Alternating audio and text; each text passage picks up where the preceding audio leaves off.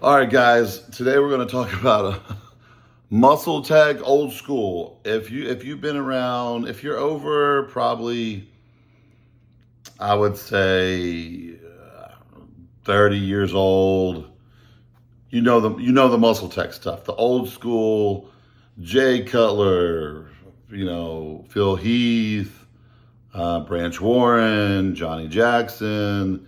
The list goes on and on and on. Muscletech was like the pinnacle of the best contracts out there as a supplement company. As up and comer, when I was like 16 and 17, I would save up my money just to buy Muscletech products, not knowing that they weren't very great. Their marketing was amazing. Their supplements were, you know. So I'm going to talk about Muscletech and how I transitioned from a contract that was probably a huge mistake. So Muscletech back in the day, just from a person that took the supplements, it would be like gain 10 pounds in 7 days with Celtech, or they were just known to have the best products out there just because the marketing team was genius. I mean, to the labels, to the marketing, to all that. That stuff doesn't work now because people knows about supplements, and they were the only one doing it back then. Now you got every company doing that, so it doesn't work anymore. Back then you had several companies, and people really didn't know that supplements were really, really overrated. And the ones they had, they really didn't have much in them to do much stuff at all.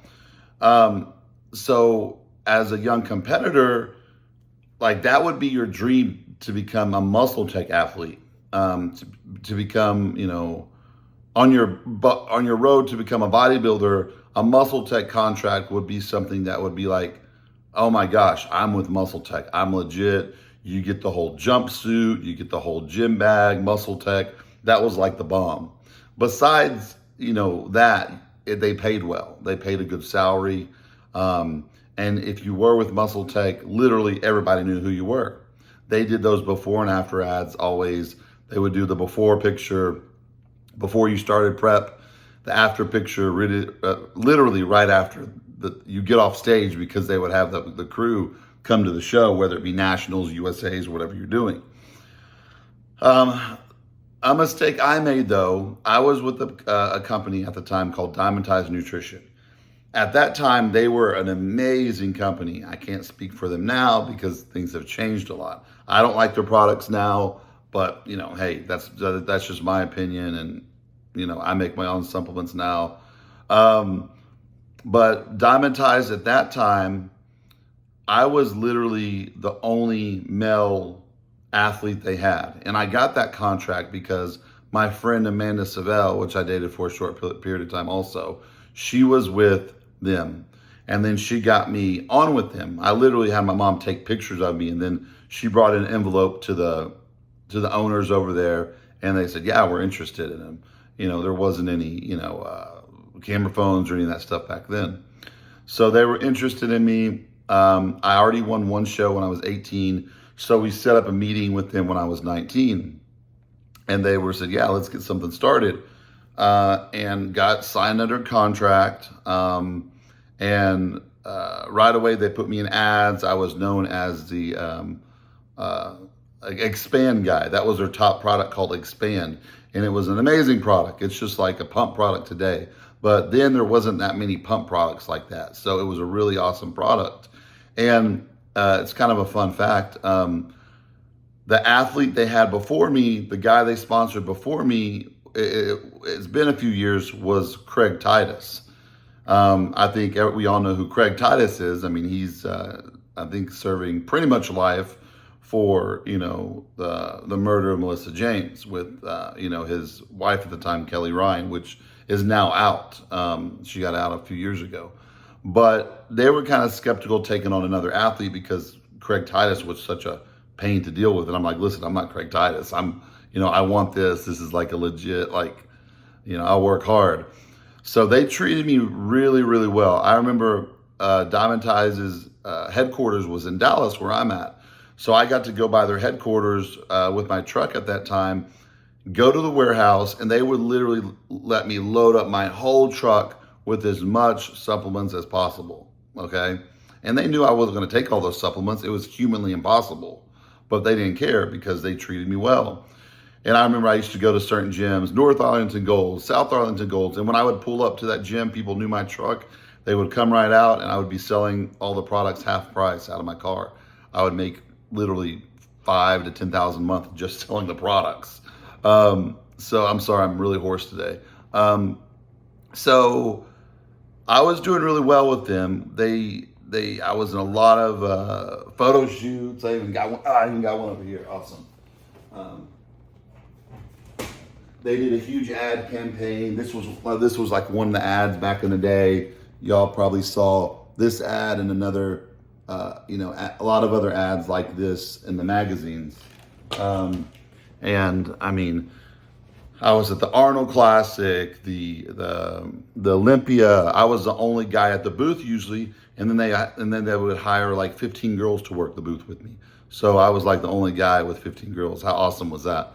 So I had such a good thing going, and I didn't know. You always think the grass is greener on the other side, and I still saw all those pros with Muscletech, and I was like, oh, that's cool. Like, it's a big team. They're all, a Muscletech team, and I think I was 24 then when it started getting closer to that time where I was really wanting to be with Muscletech, and just to kind of feel like to fit in for a team. And I'm like, that was the stupidest decision ever, because I was with Dymatize, the only athlete, and I got pretty much whatever I wanted.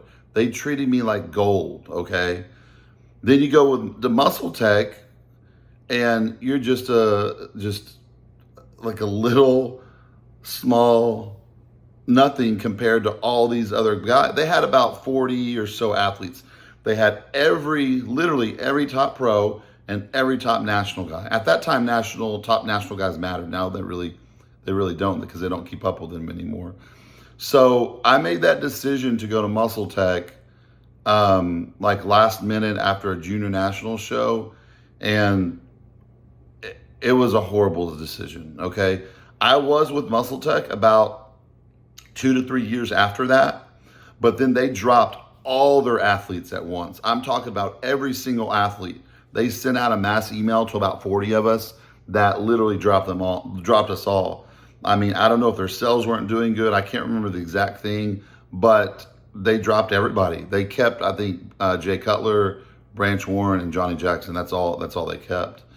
And I was like, man, they weren't even trying to pay our expenses that they were supposed to pay for. It was a really messy deal that, and then I was like, I wish I stayed with Dymatize. The grass is not always greener on the other side. And I found that's probably one of the biggest mistakes I made, because I had so much room to grow with Dymatize. The owners were awesome. The management was awesome. And I had such, a long time in my career, and I had such growth, and they cared they cared about my opinion. They would come out with products. Hey, Armand, go to the manufacturing facility, which was there. Go test out this product, see how you like it. Take code this, see how you like it. So they wanted my feedback on all the products. So I was very, very involved with the company, and I loved being with them. And it was just a dumb, really immature mistake making that, going to Muscletech. First of all, Muscletech products, I didn't even take them. They weren't good. So we literally sold all the Muscletech products. Everybody always did this. And they even had a big sticker on there that said not for resale. It's because the products were just so simple.